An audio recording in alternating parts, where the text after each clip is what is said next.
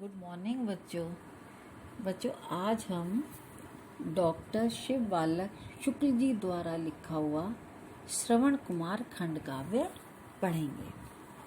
तो बच्चों, इस श्रवण कुमार खंड काव्य का नायक कौन है? श्रवण कुमार, जो कि एक ऋषि पुत्र हैं। वह अपने अंधे माता पिता के साथ सरयू नदी के तट पर एक आश्रम में रहते थे। तो बच्चों, ये पूरा श्रवण कुमार खंड काव्य पूरे 9 सर्गों में बांटा हुआ है। तो हम शुरू करते हैं। पहले प्रथम सर्ग, और प्रथम सर्ग का नाम है अयोध्या। तो अयोध्या के गौरवशाली इतिहास में अनेक महान राजाओं की गौरव गाथा छिपी हुई है। अनेक राजाओं जैसे पृथु, इक्ष्वाकु, ध्रुव, सगर, दिलीप, रघु ने अयोध्या को प्रसिद्धि एवं प्रतिष्ठा के शिखर पर पहुंचाया। जो अयोध्या में जितने भी राजा थे, उन सब ने उसकी प्रसिद्धि को ऊंचाई पर पहुंचाया।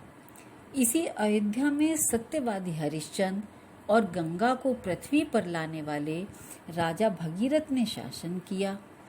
राजा रघु के नाम पर ही इस कुल का नाम रघुवंश पड़ा। महाराज दशरथ राजा अज के पुत्र थे।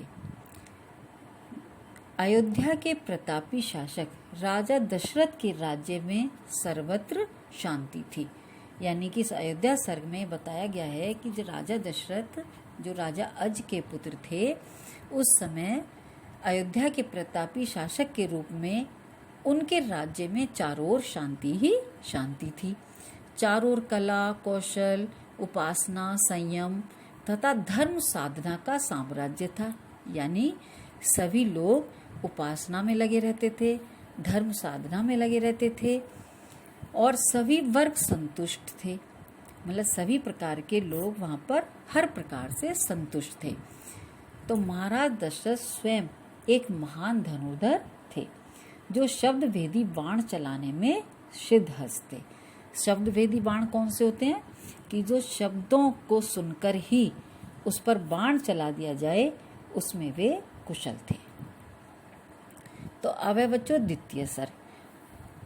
द्वितीय सर्ग का सर्ग है आश्रम, और अत्यंत आज्ञाकारी एवं अपने माता पिता का भक्त था।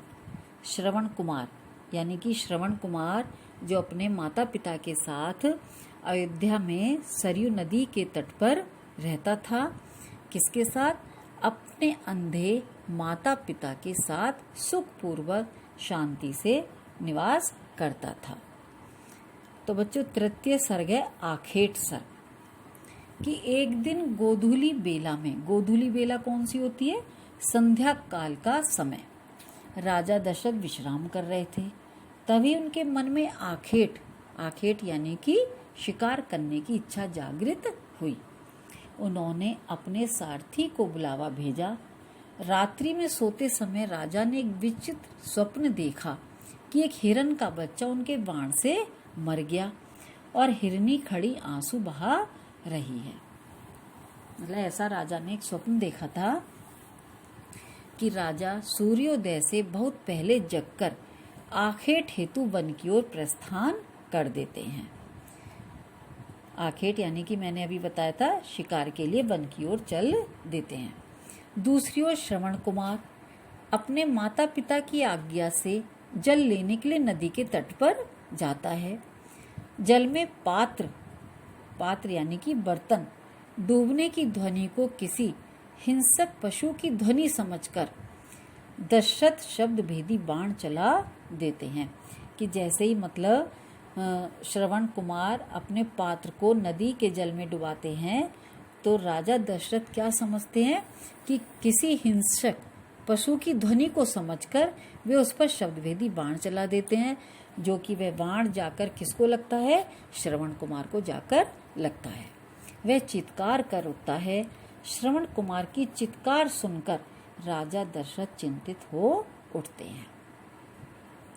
चतुर्थ सर्ग है श्रवण। राजा दशरथ के बाण से घायल श्रवण कुमार को यह समझ में नहीं आता है कि उसे किसने बाण मारा। वह अपने अंधे माता पिता की चिंता में व्याकुल है कि अब उसके माता पिता की देखभाल कौन करेगा। यानी कि जिस समय श्रवण कुमार को राजा दशरथ का बाण लगता है, उस समय श्रवण कुमार अपने मन में सोचता है कि अब मेरे अंधे माता पिता को कौन देखेगा, उनकी कौन चिंता करेगा। तो अपने अंधे माता पिता की चिंता में व्याकुल है कि उसके माता पिता की देखभाल कौन करेगा।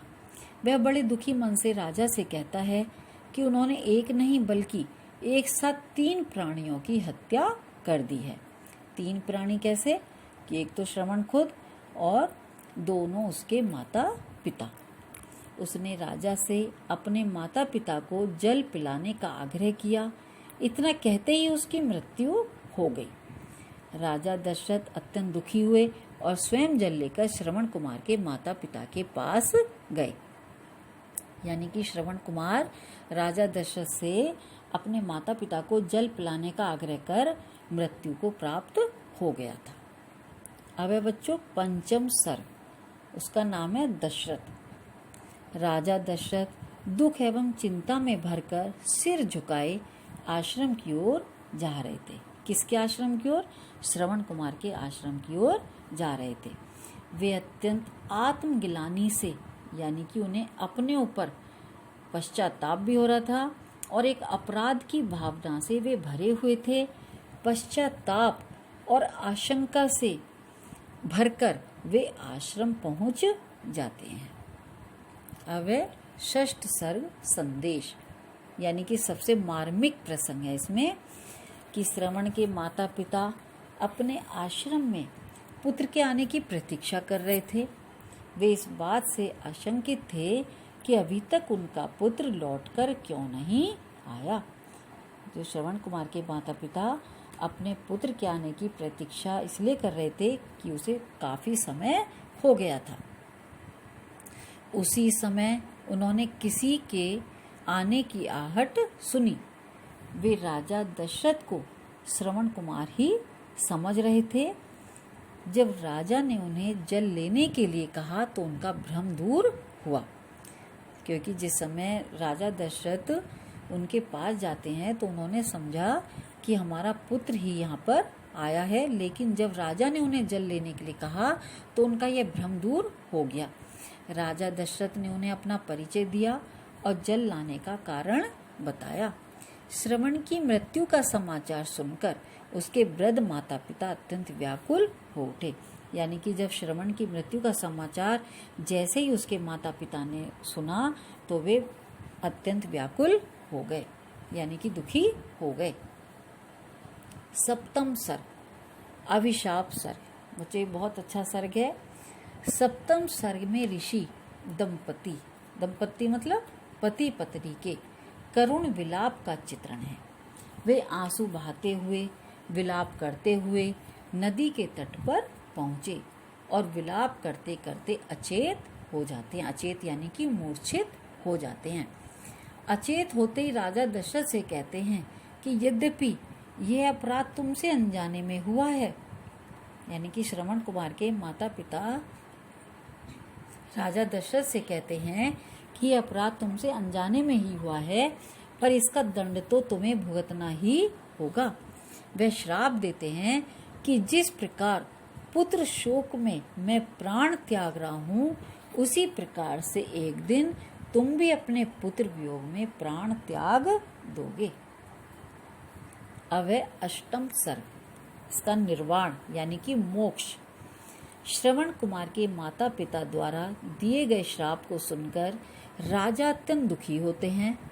कि जब उसके श्रवण कुमार के माता पिता राजा दशरथ को श्राप दे देते हैं तो राजा दशरथ अत्यंत दुखी होते हैं, और श्रवण के माता पिता भी जब रो रो कर शांत होते हैं तो उन्हें श्राप देने का दुख होता है।